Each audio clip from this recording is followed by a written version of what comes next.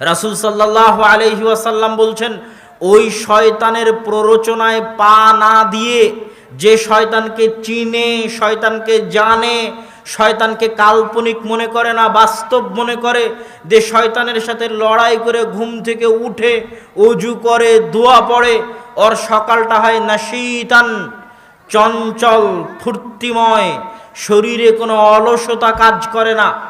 আর যে শয়তানের প্ররোচনায় পড়ে ঘুমিয়ে থাকে, ফজর বাদ দিয়ে 8টা 9টায় 10টায় উঠে, ওর পুরো দিনটা কাটে অলসতায়, খাবিসান নাফস, অন্তরটা কলুষিত অবস্থায়, খাবিসান নাফস, কুকুর শ্রীগালের মতো অন্তরটা কলুষিত অবস্থায়, অলস অবস্থায় সারাদিন পার হয়।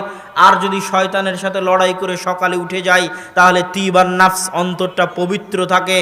আর নাশীতান, উৎফুল্ল পরিশ্রমী মেজাজে সারা দিন পার করে।